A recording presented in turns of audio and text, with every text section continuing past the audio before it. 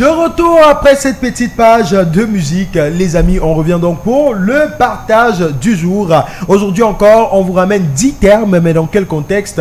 On part au tribunal parler mariage, divorce, adultère, fornication, tout ça. Donc, dans un litige qui concerne ces cas, il y a des termes qui sont employés en justice ou bien dans la loi pour parler de ces cas spécifiques. Quels sont ces termes et que veut dire ces termes? C'est le partage de ce matin. Comme d'habitude, on place le mot à la maison aussi 57 56 41 65. Vous nous dites ce que vous entendez derrière ce mot. Mrs. Marie-Christelle ici est au taquet pour cela. Mrs. Gaël Béga aussi qui participe par message à la maison. Let's have the vibe. First one.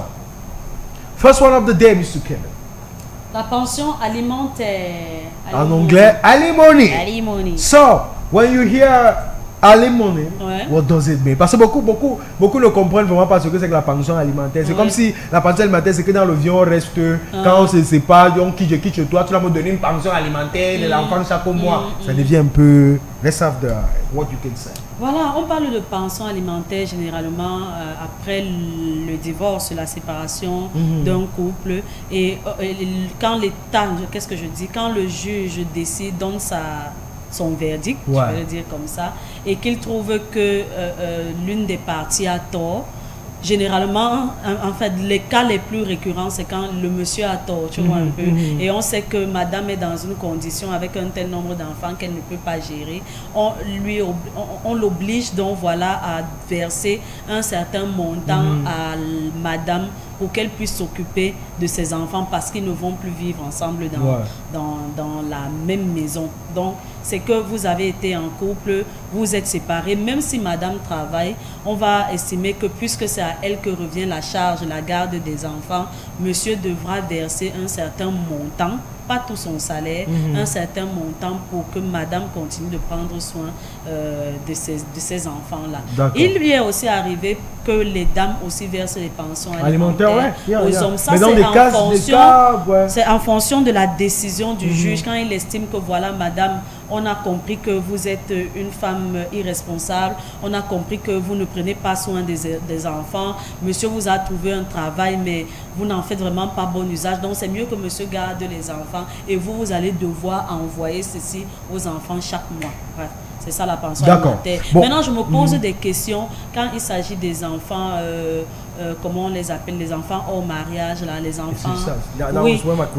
Oui, je me pose des questions et je ne sais pas si on verse une pension alimentaire, mais je pense qu'en ce moment-là, c'est le ministère des Affaires sociales qui s'en charge et qui dit à monsieur que est-ce que vous avez reconnu l'enfant si le nom est sur le nom du père sur l'acte de l'enfant, c'est-à-dire il a reconnu. L'enfant a aussi le droit de vivre, c'est-à-dire qu'il a aussi les droits comme tous les enfants qui sont nés de ce monsieur-là. On va aussi lui exiger aux affaires sociales de verser un certain montant à cet enfant qui n'est pas dans son foyer. D'accord, thank you Mrs. Marie-Christelle. On va donc prendre l'explication qui colle parfaitement avec ce que Mrs. Marie-Christelle a partagé. Un paiement périodique effectué par un conjoint à l'autre après le divorce pour subvenir à ses besoins. Voilà. Et maintenant, vous avez bien vu à l'intérieur, on a précisé d'un conjoint à l'autre. Ça veut dire, ça peut être comme Ismaël a dit, la femme, l'homme, il y a des cas, ça dépend. On passe au tribunal, on analyse, c'est tout un procès. Il y a, on observe les éléments et après, le juge passe une décision en fonction des éléments qui ont été présentés, des différentes plaidoiries, etc. C'est où on parle de pension alimentaire. Gaël a trouvé aussi. Ouais, ok. Mrs. Gaël Béga had the same. Answer number 2 of the day. Liquidation du régime matrimonial. En anglais, partition of community c'est pas ça property. qu'on a à l'antenne. No, okay. That was the second one. I missed it. Sorry, Mr. Kevin. On a prestation compensatoire. Thank you so much. Lump sum payment. Prestation compensatoire. Prestation compensatoire. En fait, là, j'ai l'impression que c'est quelqu'un qui a posé un acte qui a dû causer du tort à l'autre et on te demande donc je sais pas.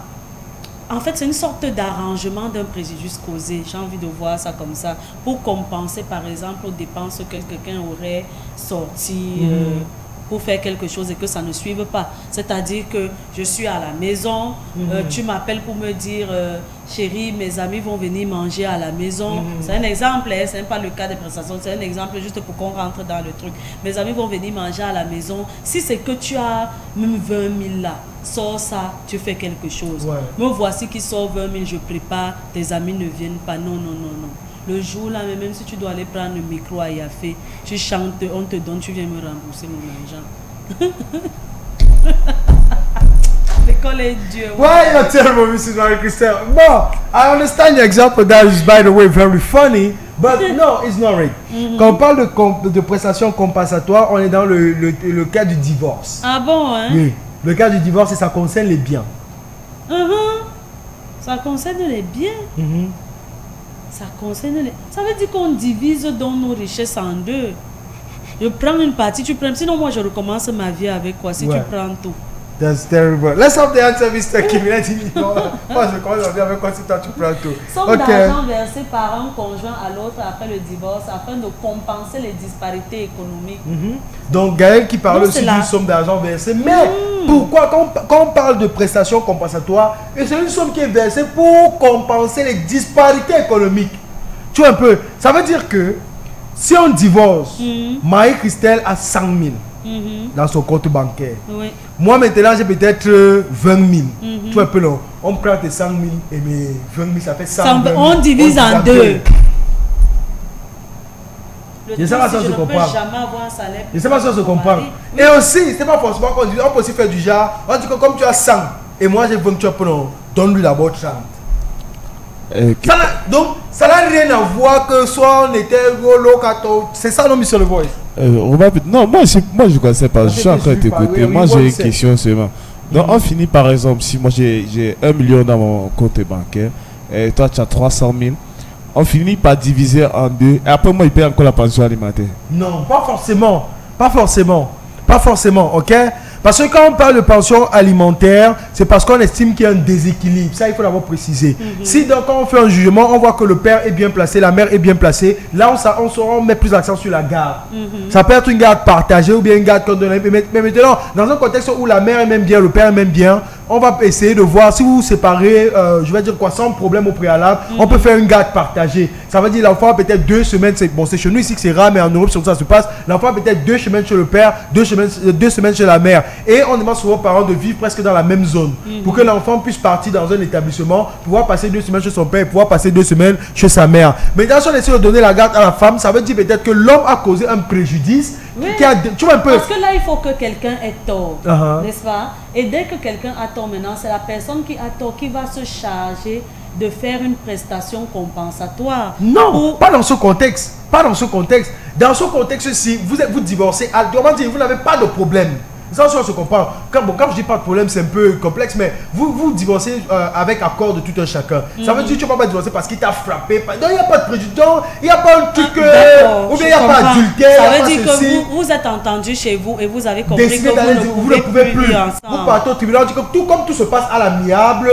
Maintenant, toi, elle a passé son temps avec toi. Vous avez eu du temps. Il faut donc que tout le monde parte et t'aime bien. Dans ton argent, que toi, tu as noté 100 millions, peut-être même 30 millions. Tu vois un peu. Là, c'est le tribunal qui te fait comprendre que comme vous voulez tout arranger bien, arrangeons donc tout bien.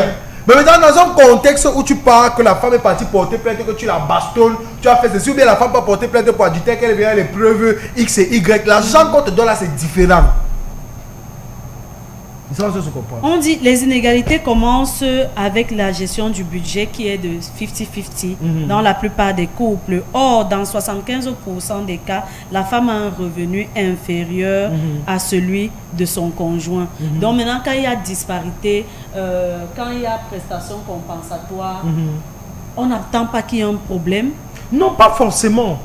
Parce qu'on a vu que le salaire de madame, est plus bas que celui à monsieur de compléter quelque chose. Et il le fait pendant combien de temps? Non, c'est en fait, comment dire, c'est une somme qu'on prend en fonction de soit ce que tu gagnes, je précise. Parce qu'on peut dire que tu n'as peut-être pas une grosse fortune. Ça veut dire qu'on ne va pas venir juger sur ce que tu as en banque. On va juger sur ce que tu gagnes par mois. Si l'état par mois, c'est que tu gagnes 300 000, madame peut-être gagne 50 000. On dit que jusqu'à ce que vous partez chacun à la retraite, tu vas lui verser ceci. C'est pas ça que je comprends.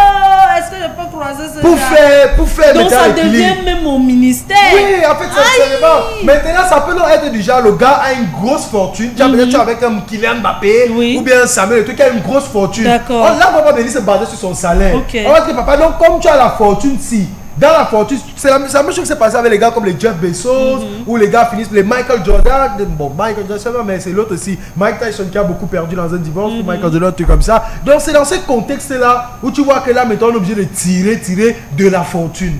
D'accord. Donc, ça dépend. Ça veut dire que s'il a peut-être 5 Rolls Royce, s'il a ceci, on me donne même 2 dedans. On te donne même 2 dedans. Ouais. C'est normal, non? Et ça, s'il a les villas, quelque part, on dit que la maison qui est en fou, c'est ta part. Tu sais un peu, ça ne veut pas forcément dire qu'il t'a tapé avant que vous divorciez ou bien il t'a fait l'adultère. Donc c'est pourquoi un homme comme ça a intérêt à ne pas divorcer souvent, sinon il y aura prestation. Non, partons sur la base. C'est pour ça qu'un homme comme ça a intérêt à ne pas épouser une femme qui n'a rien. Partons sur la base. Parce qu'une femme qui n'a rien, c'est elle qui t'amène les problèmes. C'est vrai. Ça, c'est une clause qu'on ramène quand la femme n'a rien. Oui. Maintenant, quand vous avez tous quelque chose, vous vous séparez calmement. Et je suis sûre qu'il y a prestation donc compensatoire parce qu'au départ, vous avez signé bien commun. Oui, aussi. Parce que je me dis, c'est ce que vous avez signé bien séparé. Il ne peut pas avoir de prestations parce que ce que j'ai eu dans ça ne lui appartient pas. Ça, c'est, je vais dire que ça, c'est dans le contexte du bien commun où maintenant, on va considérer qu'en bien commun, vous avez peut-être un compte bancaire. Oui. Le compte bancaire qui appartient à la famille, ça on le divise déjà en deux. Il n'a rien à voir avec ce que toi tu as. Maintenant on dit que bon, vous avez peut-être 2 maisons dans votre couple, on divise ça en 2. Maintenant on fait ceci, on fait cela, on fait ceci, on fait cela. Si à la fin, on se rend compte qu'après ça va diviser ça. Monsieur, lui, la même banque, ça part qu'il a eu avant le mariage, qui sont des milliers et des milliers. Attention, la femme ne peut pas sortir la boiteuse. Parce que quand elle vivait avec toi, le train de vie qu'elle avait été assuré par ce que vous avez seulement, mais pas les milliards que tu as. Et il faut bien garder son train de vie. Voilà, elle va vivre comment? On dit donc que monsieur, quand même, tu ne peux pas laisser madame partir, ça, tu as 100 francs par comme un vulgaire avec 10 francs, donne-lui 25 là-bas. That's clear. Troisième de ce matin. Bon, très compliqué, nous les hommes. Quand vous voulez vous marier, il faut lire tout ça avant de vous engager. Alors, liquidation du régime matrimonial, partition of community property. Yes, Mrs. Marie Christelle. Alors, liquidation du régime matrimonial. Tu vas te rendre Je pense que là, c'est toujours dans le cas du divorce. Et à ce moment-là, on divise donc les biens en 2 pour que chacun parte avec quelque chose. Dans un mariage, on a signé bien commun. Merci. Ouais. You understand? Je prends la télé, tu prends la radio. Voilà, je prends le frigo, tu prends le congélateur. Je prends ceci, tu vois un peu. Et même avant de prendre la télé, tu prends la radio, c'est qu'on a pris les valeurs. Si la télé vaut 100 000, la radio, on ne va pas comparer comme ça. Justement. On va préférer aller prendre le sac Gucci que tu as là-bas qui vaut aussi 100 000. On dit que bon, encore le sac Gucci, les 100 000 et la télé 100 000, tu prends quoi? Tu vois un peu. C'est donc ça que je dis qu'avec la prestation compensatoire, c'est bien différent. Voici donc où maintenant on sépare les biens. Quand on a fini de séparer les biens là, on peut s'asseoir, parler maintenant de prestations compensatoires. Quand on a séparé comme ça, mais monsieur, tu restes avec beaucoup d'argent là. C'est très dangereux. On prend la lecture ici dans les Christelle. C'est un partage de biens communs entre 2 époux lors d'un divorce. Et Gaël qui précise ici que quand on parle de partage, merci beaucoup Gaël, quand on parle de partage, vous partagez tout. Oui, même les dettes. Et il y a les hommes qui ont cette manie-là de laisser. Et ils meurent carrément. Même quand c'est pas le divorce. Tu vas voir un homme qui a fait ces trucs-là comme ça. Il se donne un AVC. Et toi, la femme, tu restes avec les dettes parce que c'est les biens communs. Le truc, c'est ça. Ce sont des choses que nous, on ne connaît pas. Parce que généralement, on se dit après la mort de la personne, l'épouse ou bien les enfants héritent de ses biens. Mais on ne sait pas qu'après, il y a d'autres responsabilités. Quand on parle d'héritage, il n'y a pas que les biens. Il y a même les problèmes de l'autre personne. C'est pour ça que j'ai regardé, par exemple, une série récemment de Gentleman, où un jeune homme, lui militaire, vient hériter de son père. Et il se rend compte que son père, oui, il avait une grande maison, oui, il avait ceci, mais son père avait signé des contrats dans lesquels il y avait une usine qui venait fabriquer le chanvre dans son sous-sol. Attention. Tu vois, et ça veut dire qu'il hérite donc du contrat aussi de son père. Lui qui est donc militaire. Tu vois, ça devient bizarre. Toi qui es censé arrêter les gens qui font dans ton ce père, mais dans lui, là, c'est un... Et toi, tu es héritier de la mafia. That's kind of difficult. Next one. On parle là d'une faute. Une faute. Une faute. Ouais. Une faute. Nous sommes là dans le couple, divorce, adultère, fornication, tout ça. C'est un manquement commis par l'un des conjoints. Hein? Qu'est-ce que je vais dire? Et qui fait en sorte que... Et qui est une cause de demande de divorce. Tu es quelque part, mais pas à cause de demande. Cause de divorce. Oui, aussi, on peut dire. On peut dire cause péremptoire de divorce. Non, en fait, c'est que quand vous venez, bon, on va prendre l'explication. Je pense qu'avec l'explication, toi-même, tu pourras mieux nous dire. Comportement fautif d'un conjoint qui peut justifier le prononcé du divorce. Ouais. Ça, on se comprend. Ça veut dire que l'affaire est déjà devant les tribunaux. Et devant les tribunaux, là-bas, tu as encore un comportement qui montre que la femme, ça a raison de demander le divorce. Le juge signe seulement que pardon, ça va partir. Donc pendant que madame est en train de faire le témoignage là-bas, que j'étais donc comme ça à la maison et il est venu passer avec sa maîtresse Elisa. Ne cite plus Elisa dans ta bouche. Le juge dit qu'attention, c'est ce que la femme s'y vivait chez toi. Non, pardon. Bon, je pense oui, ça peut être. Tu sais que. Ils ont dit comportement fautif d'un conjoint qui peut justifier. Donc, parce que le divorce, c'est un processus. On a même envie de vous réconcilier. Et c'est quand on voit qu'en phase de conciliation, là, ça ne donne pas vraiment. Mais quand ils disent que c'est le comportement fautif d'un conjoint qui peut justifier le prononcer. Donc, c'est quand celui-là se comporte mal devant les tribunaux qu'on prononce. Bon, je vais te dire un truc. Je suis totalement d'accord avec ce que tu dis, mais ce n'est pas que ça. Ah bon, tu vois un peu ce que tu dis, parce que à la fin, ce que je prends le cas que tu viens d'expliquer, ça on la note comme faute. Tu vois un peu, mais au préalable il y a d'autres fautes. Oui, c'est pourquoi quelqu'un pas demandé le voilà, divorce. Il y a d'autres fautes. C'est une façon que c'est toutes ces fautes là, la combinaison de tout ça, pas seulement ce que tu viens de faire là, mais la combinaison dans l'acheminement qui fait en sorte qu'on dit donc pardon, allons, celui-ci ça vaut pas la peine, on laisse tomber. Moi j'ai cru que c'est qu'on t'a accusé d'infidélité et devant le juge tu fais le violent. Non. Regarde, quand on parle de la faute qui fait le prononcé du divorce, c'est que qui fait le prononcé, parce que quand on dit le prononcé du divorce, c'est que qu'est-ce qui a pensé qu'on prononce le divorce? Maintenant, c'est qui a pensé qu'on prononce le divorce. Il y a aussi eu la faute qui a poussé à ce qu'on se retrouve devant les tribunaux. Maintenant, c'est la combinaison de sa première faute et la combinaison de donc deuxième faute que tu peux rajouter. Tout comme il peut ne pas avoir la deuxième faute là, mais ce que tu as commis là est ce qui pousse le prononcer du divorce. Oui. Thank you so much. On poursuit donc 5e de ce matin. Rupture de la vie commune, breakdown of the marriage. Oh là là, il fallait même qu'on mette abusive, parce qu'on met rupture. Quand un truc qui rompt, c'est un truc sur lequel on ne s'y attend pas. Quand on parle de rupture, c'est que quelque chose était comme ça là. Les poids ont fait zip. Ça s'est coupé, tu n'as pas su. Donc si on pouvait même mettre abusive là, ça veut dire quoi? On est ensemble. Tous les jours, on dort dans la même maison, on se réveille ensemble. Un jour comme ça, je me réveille. Tu as fait tes valises, tu es parti habiter de l'autre côté. J'attends que tu rentres, tu ne rentres pas. Le lendemain, je t'attends, tu ne rentres pas. Au lieu d'être en communauté comme on était, je me retrouve seule, sans être préparée. Non, non, non. Tu as abusé. Tu as rompu, c'est-à-dire qu'on ne s'est même pas assis pour causer. Et on décide de se séparer. Toi, tu as porté tes valises sur un coup de colère. Tu es sorti. J'appelle Lucie, viens faire le constat. Abandon de foyer conjugal. Merci Gaël. Cessation de toute communauté dans la vie effective entre les deux. Yes, exactly. Mrs. Barry, you said it clearly. Gaël, tu said it clearly. Moi, tu sais ce que je voulais dire. Je leur ai dit que c'est quand vous partez pour divorcer, excusez-moi. Je leur ai dit que c'est quand vous partez pour divorcer, tu es peu long. Quand on voit que vous êtes fait point comme ça, mais on vous sépare d'abord. Je leur ai dit ça. Mais ça, ce n'est pas ce qui est la réponse. Mrs. Marie-Christelle, let's have the reading. Let's have the reading, sir. Critères de divorce fondés sur la cessation durable de la vie commune. Donc, exactement. Oui. Ça a une certaine durée. Quand on voit qu'après certains temps, après 6 mois, généralement, monsieur t'appelle, tu as apporté tes affaires, tu es parti, il appelle ta mère. Si elle ne rentre pas demain, voilà ça que vous dit. Tu appelles son père, vous faites même l'assise, madame aussi est là-bas, que je vais voir comment tu peux vivre sans moi. Les mois ne font que passer. 6 mois, Lucien vient constater. Maintenant, la question pour moi, c'est que quand Lucien vient constater, là, il dort chez toi. Non, c'est que tu lui dis que madame était la dernière fois que madame ici était, c'était tel jour. Tu vois un peu. Lui, il écrit. Il aura même le numéro de téléphone de madame que je suis maître Keke Eyebe de Kwanyep Bot. Tu vois un peu. Je vous appelle là parce que monsieur peut-être Wankam m'a appelé pour dire que vous êtes parti de la maison. maison. Je te dis que c'est faux. Tu dis que c'est faux, mais je ne t'ai pas trouvé en fait. Mais je suis sorti faire quelque chose. Tu es sorti, ok, oh, donc je vous attends alors. Oui, je viens. D'accord. Quand j'étais le mari, on peut me mettre dedans. Le mari peut prouver. Mais vraiment, Peter, dit comme ça, c'est trop facile. C'est trop facile. Parce qu'on fait toujours des enquêtes. On filme même. On fait les enquêtes. Il y a des gens. C'est ça, comme on veut savoir que les enquêtes. C'est ça que je pose. Il y a des voisins.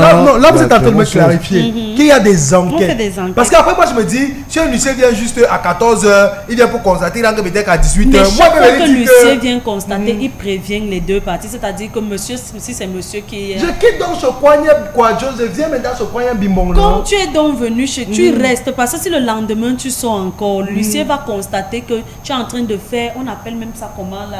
Donc je suis en prison.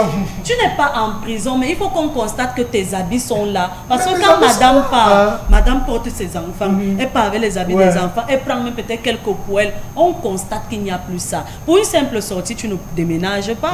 Mais quand tu es parti du mariage, on constate que monsieur va dire que voici notre penderie, c'est le côté qui avait ses habits, et voilà, son côté est vide. Donc c'est ce qu'on appelle le constat du huissier. Donc il vient faire tout ce qu'il constate, c'est que son mari avait dit qu'elle avait 100 paires de chaussures. On a seulement retrouvé 3 paires.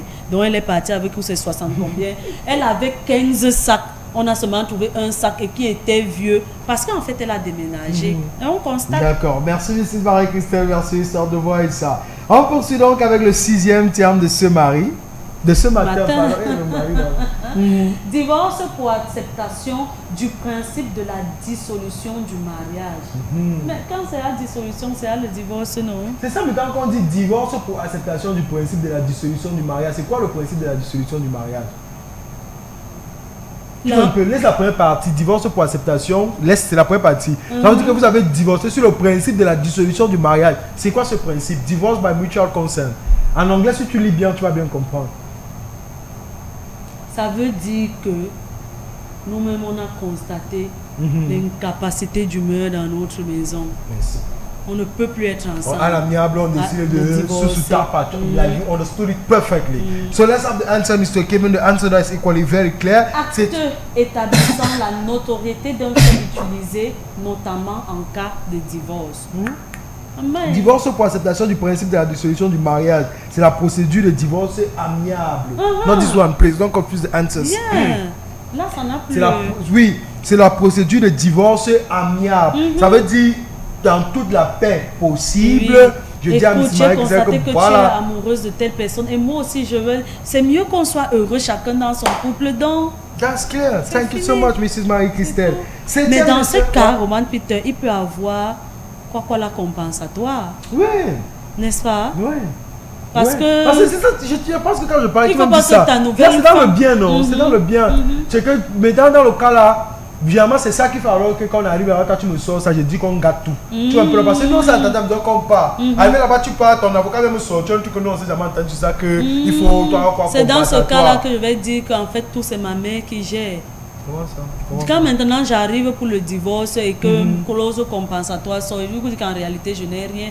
Ah oui, c'est Akimi, non? Oui. Parce que tu commences à peu cuire là-bas. Bien sûr. Oui, exactement. Sorry, I don't understand. Exactement. C'est là que je peux me dédouaner. Et tout ça, beaucoup d'hommes font quoi? Il est en train de vivre, mais il peut faire mettre ses acquis sur le nom de quelqu'un d'autre. Et c'est pour ça, on n'est pas en train de dire que l'histoire d'Hakim était vraie, mais prenons le principe qui a été établi dans cette histoire, où le monsieur aurait mis tous ses biens sous le nom de sa mère. La demoiselle maintenant ne le savait pas. À la MIA, parce qu'on n'a pas entendu une histoire de scandale, à la MIA, ils ont décidé d'aller divorcer. C'est là-bas au divorce que ça cuit. Et qu'elle apprend que le gars n'a rien. Parce qu'elle voulait faire la compensation. Voilà. Et oui. Parce qu'après, le gars peut se retrouver déjà qu'il est sous la responsabilité de sa mère.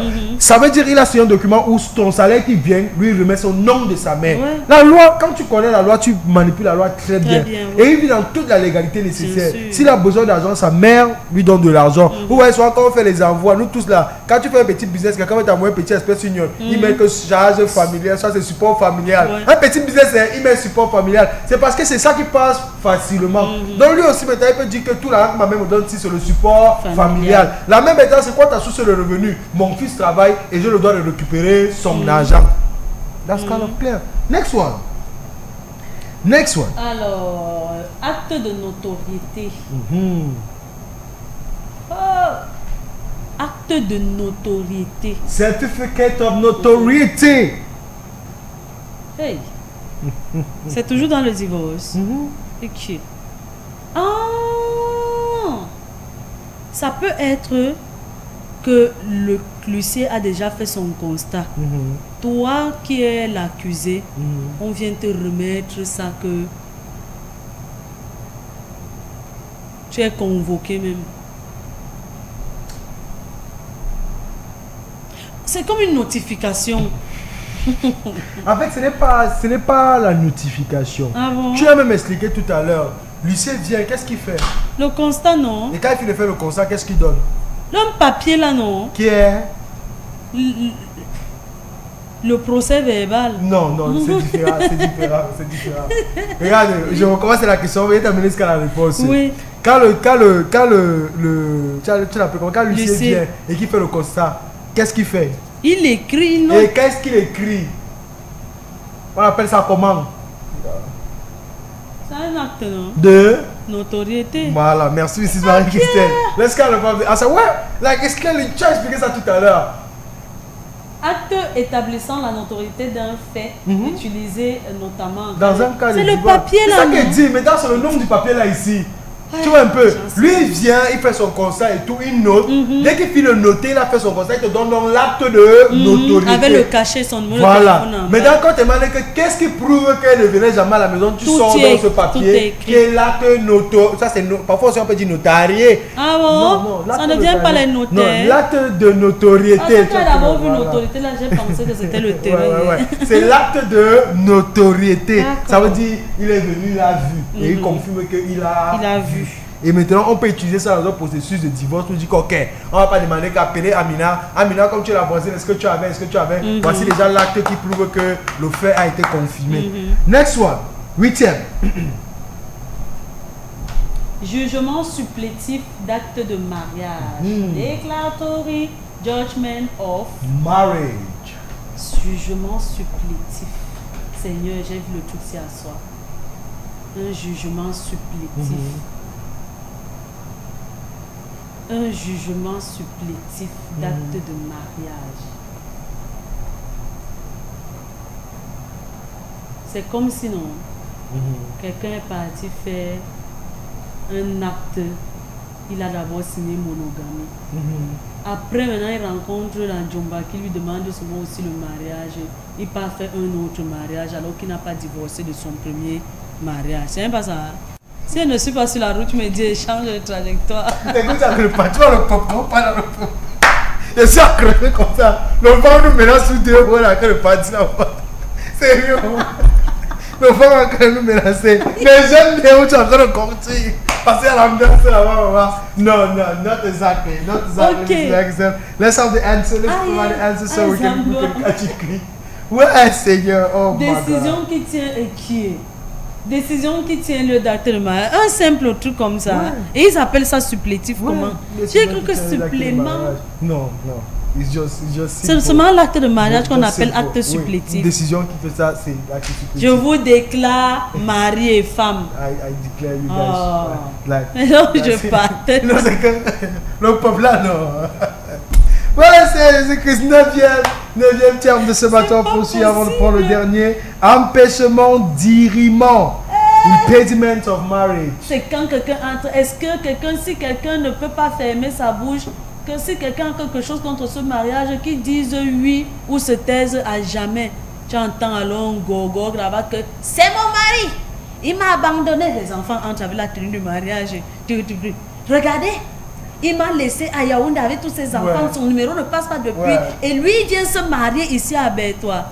Le maire va dire que, gars, on ne célèbre pas le nouveau mariage, c'est aller d'abord arranger vos problèmes. Pourquoi le maire dit qu'on ne célèbre pas le nouveau mariage?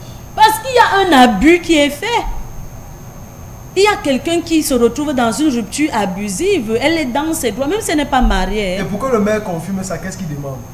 Tu vois que les enfants qui viennent aligner derrière là comme les petits canards, c'est parce que c'est même pas la preuve. Ah mais non, ton c'est vraiment le premier. Si j'étais un maître, mais le temps les enfants qui viennent là. En fait c'est que je comprends très bien l'exemple que tu poses et c'est dans ce contexte-là qu'un truc comme ça peut sortir. Mais toi, tu expliques ça de manière visible. Non, pas du quartier. Pas du quartier. Ce que les autres personnes voient. Les nous comme ça, c'est ce qu'on voit. Mais quand tu viens, tu me fais comprendre, moi le maire, que je ne dois pas célébrer ce mariage parce que apparemment tu es déjà marié. Donc dans les bac le maire c'est qu'il y aura un événement comme ça. Non, je suis en train de l'expliquer. Je dis que moi je suis en train de célébrer le mariage. Pendant que je célèbre le mariage, je pose la fameuse question que si quelqu'un s'oppose, que la personne parle maintenant se taise à jamais. Toi tu sors là-bas avec tes 8 enfants, tu vas me dire que monsieur le maire, moi je m'oppose parce que je suis déjà marié avec le monsieur. Qu'est-ce que je te demande? C'est l'acte de mariage. C'est ça se comprend. C'est l'acte de mariage. Donc je suis, mais si tu viens avec 12 enfants, mais si tu viens avec quoi? Mais si tu viens avec quoi? Non, j'ai aussi envie de dire que on peut aussi interrompre un mariage même si la personne qui vient se plaindre n'a pas d'acte. Non, mais le truc, c'est que la personne qui peut se plaindre n'est pas forcément une ancienne femme. Ça se comprend. En plus. Mais maintenant, quand on va parler de choses, tu vas comprendre pourquoi j'ai pris cet exemple-là. Parce que ici, on parle d'obstacle légal. Ok. Il faut qu'on se comprenne. Dans ce contexte, on parle d'obstacle légal. Si peut-être tu as signé une reconnaissance de dette, une reconnaissance dans la dette, tu disais que tu donnais ton droit au mariage. Je prends un cas particulier. Ça a été signé, un commissaire a passé son truc là-dessus. Si je viens avec le papier, si tu ne peux pas te marier. Parce que c'est un obstacle légal. Si tu as été peut-être en prison et la condition de la prison faisait en sorte que quand on te libère là, tu ne peux pas te marier. Si quelqu'un vient, mais si c'est un commissaire et que la personne prouve que tu as été en prison. Donc il faut un obstacle légal. Pas seulement le genre que je viens comme ça, il me doit l'argent, il peut passer. Non. Moi le maire, je peux t'enlever pour trouble à l'ordre public. Tu sais un peu. Parce que là tu es en train de troubler la célébration d'un mariage. Généralement, c'est pour ça que je dis que nous on parle de ce que nous on voit. Tu vois un peu, non? Généralement, quand une femme vient comme ça, le maire peut dire qu'on coupe d'abord la cérémonie, on prend la femme de côté, on prend le monsieur de côté, à la femme de prouver donc que ce qu'elle dit est vrai. Et maintenant, je voudrais savoir si maintenant tu n'es pas légalement marié et que tu étais avec quelqu'un à la maison. Tu ne peux pas empêcher son mariage. Really? Tu ne peux pas empêcher son mariage. Si tu n'étais pas marié avec quelqu'un, genre vous étiez dans un viens on reste, et maintenant vous avez peut-être fait, je prends un chiffre, 8 ans dans le viens on reste, il y a eu les enfants dedans, la personne qui n'était pas se marier à Bolo va tuer les personnes pour arrêter son mariage. Les émotions se comprennent. Parce que en fait, si on repasse. Mais il y a rupture abusive des fiançailles, il doit me payer les dommages. Est-ce qu'on était fiancés? Mais non, si tu as à la maison 8 ans de quelqu'un, c'est toi. Le truc maintenant, il faut comprendre. Le truc maintenant, c'est que quand. Parce que les fiançailles, c'est pas sur un acte légal. Et il m'a demandé avec la bouche que veux-tu m'épouser? J'ai dit oui, je suis devenue sa fiancée. Tu sais ce que je vais dire à ça? Tu as raison dans un contexte où si la loi dit que après 8 ans, on les tu vois un peu, c'est où tu as raison. Mais je pense qu'il y a une loi qui dit que tu es passé déjà 6 mois avec 6 mois avec une femme. Elle est considérée comme ta femme. Je suis totalement d'accord. Là, ça devient un obstacle légal. Il faut qu'on se comprenne. Parce que la loi dit que 6 mois passés, tu ne peux plus te remarier. Mais si on fait 2 mois. Non, il y a un truc là qu'on nous raconte. C'est vrai que moi, je n'ai pas encore lu ça. Où on dit qu'après 6 mois, on ne dit pas que ça va empêcher à l'autre de se marier. Mais on dit que ce que vous avez eu pendant les 6 mois-là, on peut diviser, on donne à la personne qui se sent abusée. Là, il ne s'agit pas de dire qu'on annule le mariage de l'autre. Et maintenant, sur ce que tu es en train de dire, on parle d'un acte légal. Ça veut dire qu'il a été signé par les autorités compétentes. Non, on n'a pas parlé de... comment dire? Ce n'est pas d'acte légal, tu vois un peu. On parle d'un obstacle légal. C'est différent de l'acte légal. Voilà, on parle d'un obstacle légal. C'est pourquoi je si dis la loi je dit suis que... fiancée. C'est ça, oui, c'est comme ça qu'il t'a donné l'accord. Que si, parce que quand tu parles de fiancé, et tu as posé la question, qu'est-ce que pour ces fiancés? Tu as dit que selon la loi, ça peut être que... C'est-à-dire que si on parle, la loi a déjà dit que 8 ans passés, nous sommes déjà fiancés. Ça, c'est la loi, c'est un obstacle légal. C'est différent du contexte du papier. Et il y a même eu des fruits de ces fiançailles. Non, le fruit même non. On considère le fruit, c'est peut-être la loi maintenant encore nous fait rappel que quand tu as un enfant avec une autre femme, tu ne peux pas facilement quitter comme ça. Tu vois, quand on dit on sait, c'est pas seulement, ça t'empêche pas forcément d'aller te remarier. Tu vois un peu. Parce que rupture abusive de fiançailles ne fait pas que tu ne puisses pas te remarier. On va juste te mélanger, juste tu vas payer certaines sommes, tu vois un peu. Mais pour le moment, tu ne peux pas te marier parce qu'on t'a pas encore puni pour cet acte. Ça, je te comprends. C'est ça. Donc, l'obstacle légal n'est pas forcément que non, tu t'es marié et comme tu étais marié là-bas, tu es venu te remarier. Non. ça peut être n'importe, même si c'est quelque chose Gaël qui nous dit que ça peut être qu'on est frère et soeur, par exemple. Oui, aussi. Donc, aussi. je pars, et puis un oncle qui sort là-bas. C'est comme ça que les gars, les deux, l'inceste. s'ils ne peuvent pas se marier, ils sont frères et soeurs. Tant que. Bon, ça, quand on dit acte légal, l'acte légal, c'est que ça doit signer. L'exemple que j'ai pris ici, c'était juste un exemple. Quand on dit acte légal, c'est que c'est à signer. Justement. Mais même si ce n'est pas signé, tant que la loi dit reconnaît. Tant que la loi reconnaît, c'est la loi, même si la loi dit qu'une semaine plus tard, une femme c'est ta fiancée, si elle vient, elle est ta fiancée, et on va écouter la femme, on va te dire, monsieur, cherchons d'abord à régler ce préjudice avant de revenir maintenant si tu reviens te marier. Très bien. Mais si c'est le genre que la loi c'est qu'une semaine plus tard, vous n'avez rien. Nous on a vécu à ça dans la maison pendant une semaine. Tu viens, tu te places devant, tu dis qu'il était avec moi, il était chez lui pendant une session, encore là-bas. Il m'a dit, on va te dire que, mais madame, mettez-vous de côté. Parce que quand on regarde les textes, la loi ne nous dit pas que après une semaine, il est que, monsieur, connaissez-vous cette femme? Je ne la connais pas. Sécurité, trouble à l'ordre public. Mais non, parfois même trouble à l'ordre public, t'arrêtes de l'ordre, te met en cellule. That's kind of maintenant, dixième. C'est comme tu as dit, c'est bien de connaître cette thème, pour ne pas se retrouver entre le marteau et l'enclume. Ouais, la réponse, ok. Obstacle légal qui rend un mariage nul. Ouais. Maintenant, quand on prend même la réponse, tu vas te rendre compte que ils se sont peut-être même mariés. Voilà, justement. Non, c'est dans les deux contextes. Ils se sont passés, l'exemple que l'on pense, c'est pour permettre la compréhension. Ça peut être pendant qu'ils sont en train de se marier, ou bien même après la célébration. Genre, on est en train de signer, tu un peu. Et toi, tu viens maintenant. Non, même quand tu viens.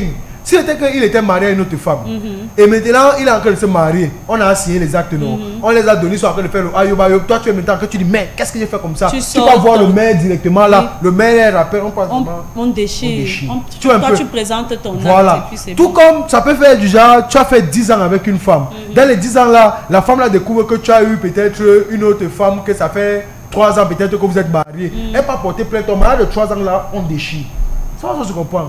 Voilà, donc that is the context where it goes. Quand on parle de what's the name? Empêchement d'irriment. Ça veut dire on t'empêche de consommer ça au mariage là. Next one, 10e et dernier de ce matin. Des aveux de paternité. Ça a cru. Ça c'est. Hey, j'allais citer quelqu'un. Donc ça c'est que tu as été avec un enfant à la maison, tu croyais que c'était ton enfant. Maintenant les tests d'ADN sortent. Tu pas dit que si c'était mon oncle qui était sur l'acte, enlevé.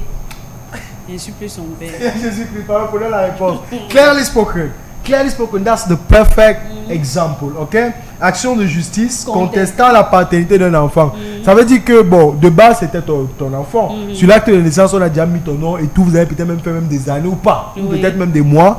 Et maintenant, un beau matin, par un test d'ADN ou par soupçon. Parce que parfois, c'est pas forcément... Ou bien tu es comme ça, tu es AA. Ta femme est AA, mais elle te fait le SS à la Tu te demandes que mais le SS vient d'où? Tu un peu. En fait, dès qu'il y a ce même petit doute, tu parles en justice, tu introduis la procédure. La procédure que tu as introduite est un désaveu de paternité. Maintenant, dans cette procédure, on peut te dire qu'on va faire un test de paternité pour qu'on puisse trancher. Tu pars, tu le fais, vous venez, on tranche et we go after it. Ok?